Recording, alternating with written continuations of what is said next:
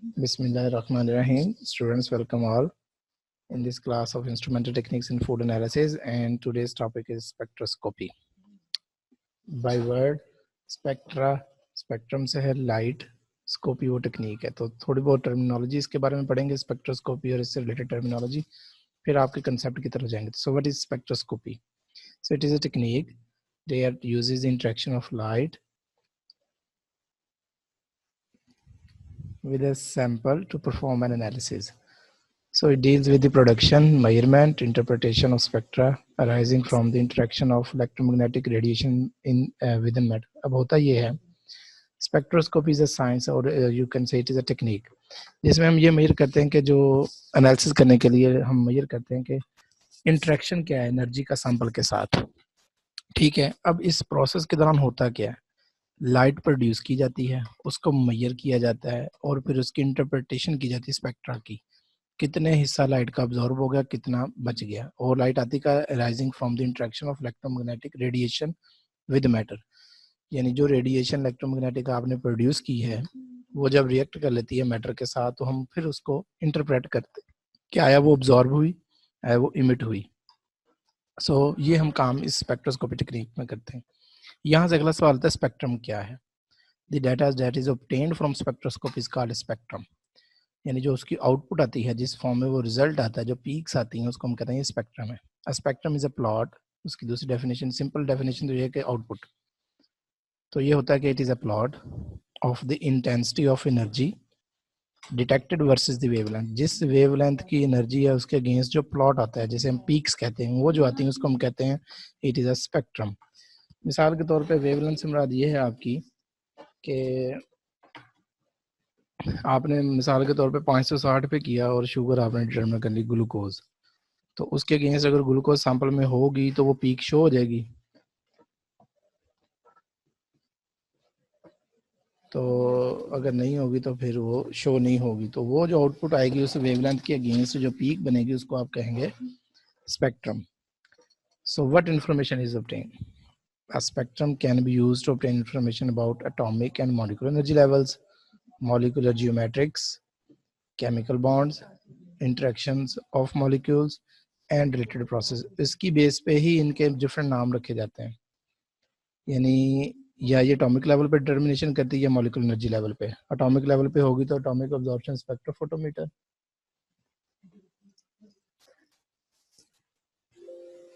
और अगर ये मॉलिक्यूलर लेवल पे होगी तो फिर इसे हम कहेंगे मॉलिक्यूलर, यानी स्पेक्ट्रोफोटोमीटर जो है वो मॉलिक्यूलर लेवल पे डिटरमिन करता है एनर्जी लेवल की बेस पे. Atomic absorption flame photometer atomic level पे करते हैं. फिर इसमें FTIR आता है जो मॉलिक्यूलर जियोमेट्रिक्स की बेस पे देख लेता है, सिस ट्रांस की बेस पे या केमिकल बॉन्ड की बेस पे. तो इसमें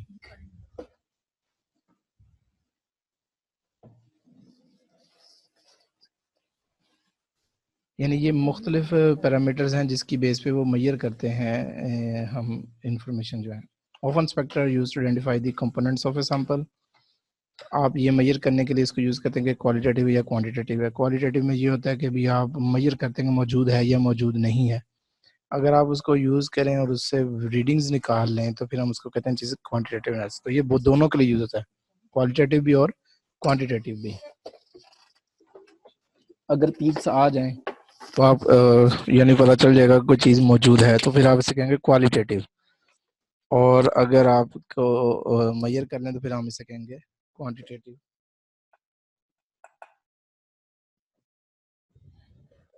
एनालिसिस.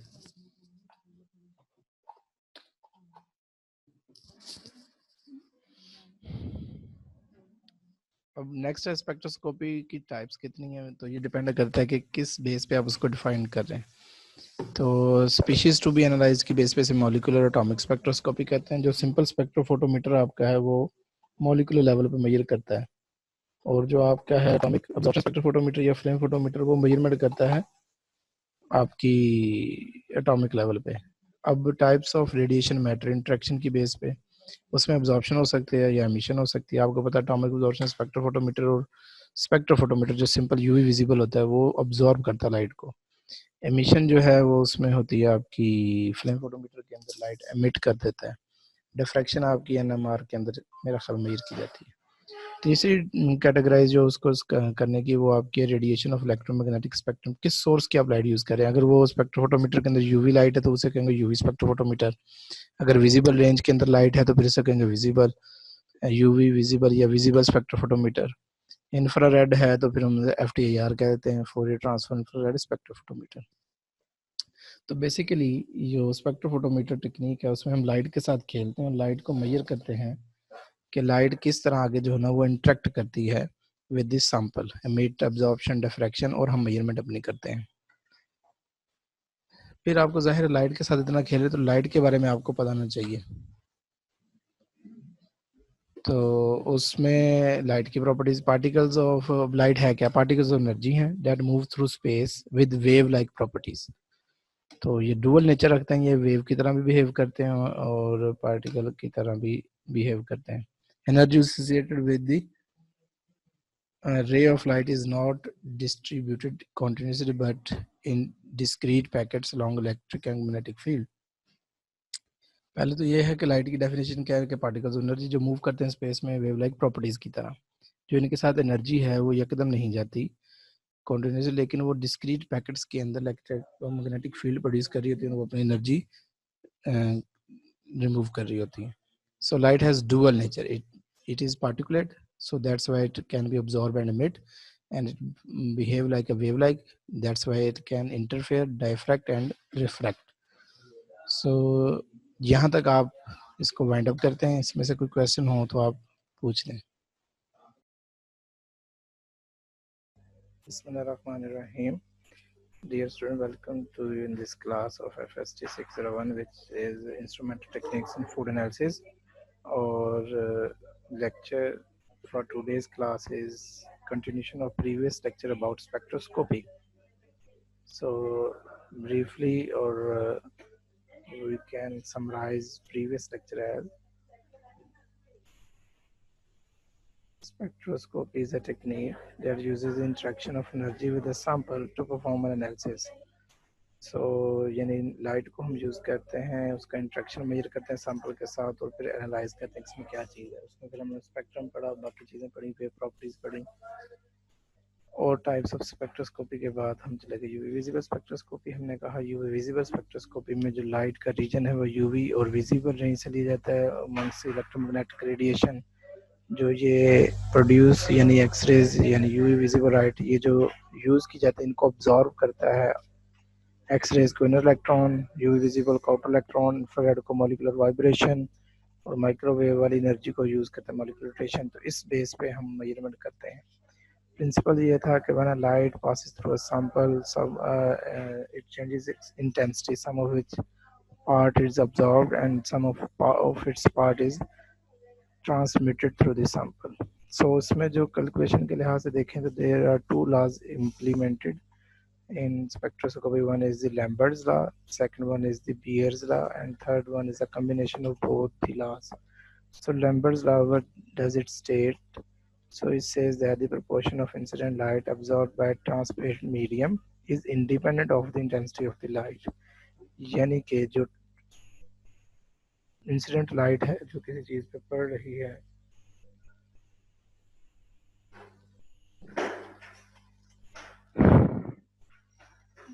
जो इंडिपेंडेंट इंसिडेंट लाइट है यानी जो लाइट सैंपल के अंदर जा रही है उसका जो पोर्शन अब्जॉर्ब हुआ है वो मीडियम पे डिपेंड नहीं करता कि जिस मीडियम से वो गुजर रहा है।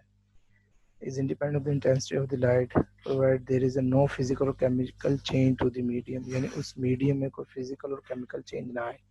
मीन्स अगर वो हवा में से गुजर रहा है तो उसका कोई पार्ट अब्जॉर्ब नहीं होगा मास हुआ है जब तक उसके रास्ते में कोई चीज़ और ना आ जाए, यानी उसमें कोई फिजिकल या केमिकल चेंज ना आए। यानी अगर कोई फिजिकल और केमिकल चेंज आएगी तो फिर उसका पोर्शन जो है ना वो अब्जॉर्ब होगा और उसमें से कुछ हिस्सा ट्रांसमिट होगा, वरना ये नहीं होगा अगर सेम मीडियम अगर आप एक मीडियम रखेंगे।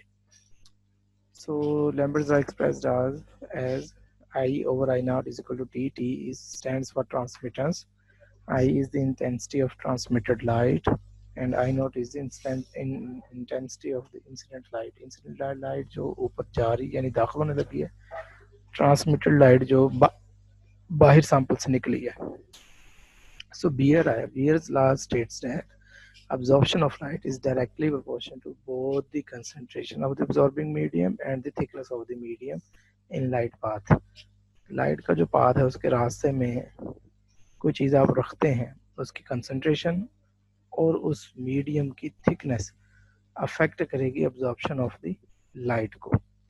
मिसाल के तौर पे अगर आप कंसंट्रेशन की बात करें, 5% का सोल्यूशन है और 20% का सोल्यूशन है, तो 20% सोल्यूशन वाला ज़्यादा अब्जॉर्ब करेगा बनिस्बत 5% वाले सोल्यूशन के, बशर्ते के थिकनेस सेम हो। फिर 5% का सोल्यूशन दोनों हो, लेकिन एक की थिकनेस जो है विड्थ यानी हो कविट की 1 या 2 सेंटीमीटर हो, एक की हो 1 इंच या 2 इंच, तो जिसकी थिकनेस ज़्यादा होगी, जिसका पार्ट ज़्यादा होगा, वो ज़्यादा ऑब्जर्व करेगा। So these are the two parameters that affect the absorption of the light. So combination of both two laws, तो इनको कंबाइन करके ट्रांसमिटर्स और ऑब्जॉर्प्शन का एक रिलेशन निकाला गया जिसको कहते हैं Lambert's Beer's law.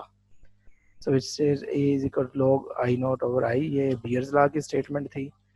A is equal to EBC, यानी ये फिर आगे AC की यानी स्टेटमेंट आती है बियर लॉ की। A stands for absorption, E is absorptivity constant, depends upon a type of material which is placed in that cuvette, B is the thickness of the medium, C is the concentration in a light, जो उसमें रखा गया।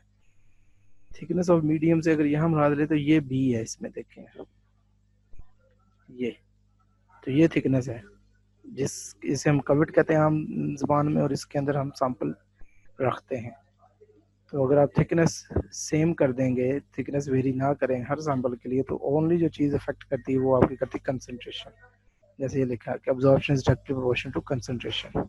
सो is equal to log, relation जो निकला log 100/T करें तो आपके absorption आ जाएगी। एक और तरीका जो है, इसी से लैम्बर्ट्स बियर लॉ बना के ट्रांसमिटर सी T is equal to IT और I not means incident light, T not भी ट्रांसमिट लाइट, अब्जॉर्प्शन थी, उसका लॉग ले लें, log 1/T is equal to A। तो लैम्बर्ट बियर्स लॉ जो बना फिर वो बना A is equal to ABC या A is equal to epsilon BC, जो मैंने आपको पहले बताया बियर्स लॉ ही को आगे मॉडिफाई करके लैम्बर्ट्स बियर लॉ बनाया। और इससे जो रिलेशन निकला वो ये है कि ट्रांसमिटर्स ले लें तब भी काम बन जाएगा, अब्जॉर्प्शन ले लें तब भी काम बन जाएगा, तो दोनों ही चल जाएंगे।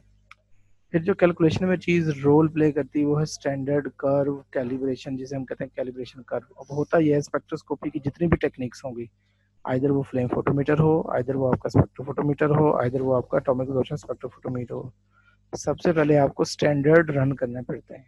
तो स्टैंडर्ड रन करके आप ऑब्जॉर्प्शन लेते हैं या ट्रांसमिटर्स लेते हैं।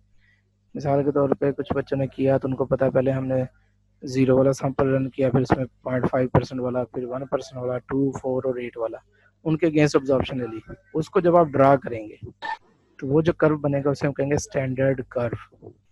फिर सैंपल रन करेंगे, जब सैंपल रन करेंगे तो उसको कर्व के ऊपर डालकर देखेंगे, मैं आपको नेक्स्ट प्रैक्टिकल में बताऊंगा कैलकुलेशन के मेथड, तो फिर हम देखेंगे इसमें कितना निकला। तो जितने भी ये टेक्निक्स है स्पेक्ट्रोस्कोपी वाली, इसमें आपको सबसे पहले स्टैंडर्ड रन करना पड़ता है, फिर आप सैंपल रन करेंगे और आपकी वैल्यूज आएंगी। सो अब यूवी विजिबल अगर आप रन करना चाहते हैं प्रैक्टिकल पॉइंट ऑफ व्यू से देखें तो आपको क्या चीज़ें चाहिए, मिनिमम रिक्वायरमेंट्स क्या है। आपको सबसे पहले सोर्स ऑफ रेडिएशन चाहिए ऑफ अप्रोप्रिएट वेवलेंथ। मतलब अगर इंफ्रारेड रेंज वाली लाइट प्रोड्यूस करना चाह रहे हैं तो उसका सोर्स हो, विजिबल रेंज से प्रोड्यूस करना चाह रहे हैं तो उसका सोर्स, जैसे टंगस्टन लैंप यूज किया जाता है, यहाँ फिलामेंट टंगस्टन वाला जो था बल्ब वाला, ये विजिबल लाइट का होता है। यूवी के लिए जो सोर्स है हीलियम है या कोई और है तो वो यूज किया जाएगा। फिर आपको जो means of isolating light of a single wavelength, यानी इसे कहते हैं मोनोक्रोमेटर। ये बाज का लेंस जो आपके होते हैं ये काम करते हैं, बाज का स्लिट्स आती हैं वो काम करते हैं, उसमें सुराख कर अंदर रास्ता इतना आता है कि खास वेवलेंथ गुजर जाती है। या जैसे प्रिज्म आपने पढ़ा था कि वो लाइट को अगर स्कैटर करता है तो अगर उल्ट रखेंगे तो वो स्कैटर्ड लाइट को मोनोक्रोमेटिक कर देगा, एक कर देगा। तो इस तरह वो लाइट को सिंगल सोर्स वेवलेंथ करने के लिए हम मोनोक्रोमेटर यूज करते हैं। तीसरी चीज़ चाहिए means of introducing test sample into beam, यानी वो कविट चाहिए आपको कि जिसके जरिए आप लाइट बीम के रास्ते में सैंपल को रखेंगे।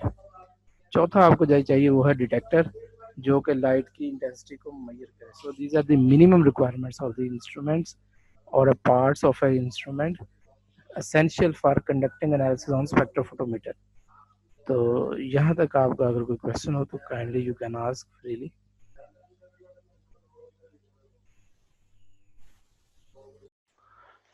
बिस्मिल्लाहिर्रहमानिर्रहीम। स्टूडेंट्स, लास्ट टाइम हमने पढ़ा था स्पेक्ट्रोस्कोपी और उसमें हमने एंड किया था ये प्रॉपर्टीज ऑफ लाइट शुरू की थी। सो इलेक्ट्रोमैग्नेटिक रेडिएशन, इलेक्ट्रिकल और मैग्नेटिक फील्ड दोनों रखते हैं। तो आपको पता है जब ये आपकी इलेक्ट्रिसिटी फ्लो ऑफ इलेक्ट्रॉन करते हैं तो ये एक अपना मैग्नेटिक फील्ड भी पोजेस करती है। तो लाइट दोनों तरह का बिहेव करती है, हम पहले पढ़ चुके हैं, वेव लाइक भी और पार्टिकुलर लाइक भी। वेव लाइक इसकी फ्रीक्वेंसी होती है, वेव लेंथ होती है, इसका एम्पलीट्यूड होता है, और wave is oscillating in electric and magnetic field. तो ये ऑसिलेट करती है, फ्लो करती है इलेक्ट्रिक में भी और मैग्नेटिक फील्ड में। पार्टिकल नेचर है तो ये फोटॉन्स हैं। फोटॉन्स हमने, मुझे अच्छी तरह याद है, हम छोटे थे हम पढ़ा था, डिस्क्रीट पैकेट्स ऑफ एनर्जी, यानी अलग अलग एनर्जी के जो पैकेट्स हैं वो आपके क्या हैं, फोटॉन्स हैं। तो photons are monochromatic light. Monochromatic से मुराद ये कि एक ही वेवलेंथ की लाइट है, ये आपने याद रखना है। मोनोक्रोमेटर्स लगे होते हैं जब आप फिक्स वेवलेंथ करते हैं इक्विपमेंट के अंदर, तो वो वही वेवलेंथ की लाइट पास होती है, वर्क की कोई नहीं होती, विच इज इलेक्ट्रोमैग्नेटिक रेडिएशन। और वो इलेक्ट्रोमैग्नेटिक रेडिएशन में से होगी, यानी यूवी, विजिबल, इंफ्रारेड, इस रेंज में से। वो wave having single frequency of wavelength, उसकी फ्रीक्वेंसी भी सेम होगी, all of the equivalent energy, और उनकी एनर्जी भी बराबर होगी। ये उसके पार्टिकुलर नेचर की वजह से है। अब इसमें दो तीन चीजें आई, फ्रीक्वेंसी का जिक्र हुआ, इसमें वेवलेंथ का जिक्र हुआ। तो उसके कंसेप्ट के लिए कि ये क्या चीजें हैं, वेव प्रॉपर्टीज कौन कौन सी हैं, वो हम डिस्कस कर लें। Period, it is a time required for the passage of successive maxima through a fixed points in the space. तो अगर आपको याद हो तो लाइट जो है वो उसका एक अपर पोर्शन होता है, एक सेंटर में लाइन लगाई जाए, एक उसकी अपर पीक बनती है, एक लोअर पीक बनती है। तो जो अपर और लोअर है उसको उसके मैक्सिमाज कहते हैं, कि मैक्सिमम कितना उसका एम्पलीट्यूड होता है, बेस लाइन से ऊपर कितना जाती है और नीचे कितना जाती है। तो वो जो एक सक्सेसिव है, एक के बाद अगला, यानी एक अपर और एक डाउन वाला, वो उस पॉइंट में से जितना गुजरेगा उसको कहेंगे पीरियड। फ्रीक्वेंसी क्या है, number of oscillations of the field that occur पर सेकंड, एक सेकंड के अंदर वो ऑसिलेशन कितना, वाइब्रेट मींस कितना ऊपर और कितनी दफा नीचे जा रहा है, इक्वल टू 1/p, यानी जितना पीरियड आ रहा है उसको 1 पे डिवाइड कर दें तो आपकी फ्रीक्वेंसी निकल आएगी। Determined by the source and remains invariant regardless of media transfer, जिस मीडिया में से ये जा रही है ये उस पर डिपेंड नहीं करती। Velocity, the rate at which A wave front moves through a medium, wave front से मुराद एक क्रस्ट तो अगला क्रस्ट तक, मीडियम में से जितना वो गुजरेगी उसका rate, rate means time, time dependent. तो दिस इज कॉल्ड वेलोसिटी। जैसे हम कहते हैं rate of change of distance is called velocity, तो इसमें भी है कि रेट ऑफ चेंज ऑफ उसका जो मैक्सिमाज है जब एक जगह से गुजरते हैं तो हम इसकी वेलोसिटी कहते हैं।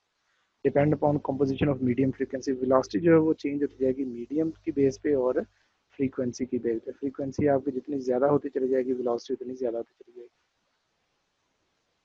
Wavelength, linear distance between successive maxima और मिनिमा ऑफ वेव, एक अपर से लेके दूसरे डाउन तक जो लीनियर डिस्टेंस है, यानी ऊपर नीचे को नहीं मूव करना बेस लाइन से, वो जो बेस लाइन आपका डिस्टेंस बनता है वो आपकी क्या है, वेवलेंथ। इसको लैम्डा से जाहिर किया जाता है। Wave number, number of waves पर सेंटीमीटर, एक सेंटीमीटर के अंदर वो कितनी वेव्स आ जाएंगी वो उसका क्या कहलाएगा, वेव नंबर।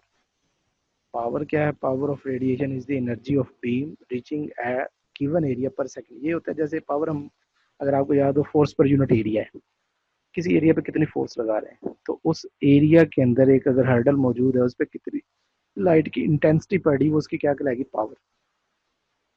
सो इंटेंसिटी क्या है, power unit, power per unit solid angle, एक खास एंगल पे जितनी वो लाइट टकरा रही है उसकी वो इंटेंसिटी बन जाएगी, उसी से आपकी ये पावर होगी। एक खास एरिया के अंदर कितने एरिया के अंदर पर सेकंड वो कितनी फोर्स लग रही है, तो उसको आप क्या कहेंगे, उसकी पावर। तो ये कुछ डेफिनेशन हैं, आपको तो मदद मिलेगी। अब टाइप्स अगर याद करें तो हमने कहा था टाइप्स कई बेस पे हो सकती है। टाइप्स एक तो बेस होती है mode of your determination, sample किस फॉर्म में डिटरमिन करता है। अगर मॉलिक्यूलर लेवल पर डिटरमिन करता है मॉलिक्यूलर स्पेक्ट्रोफोटोमीटर, उसे हम कहते हैं स्पेक्ट्रोफोटोमीटर। अगर वो एटॉमिक लेवल पे करेगा तो फिर हमसे कह देंगे एटॉमिक ऑब्जॉर्प्शन स्पेक्ट्रोफोटोमीटर या एटॉमिक एमिशन स्पेक्ट्रोफोटोमीटर, जिसका एटॉमिक एमिशन का दूसरा नाम है फ्लेम फोटोमीटर। फिर हमने कहा था कि डिपेंड करता है कि इसमें लाइट कौन सी यूज हो रही है।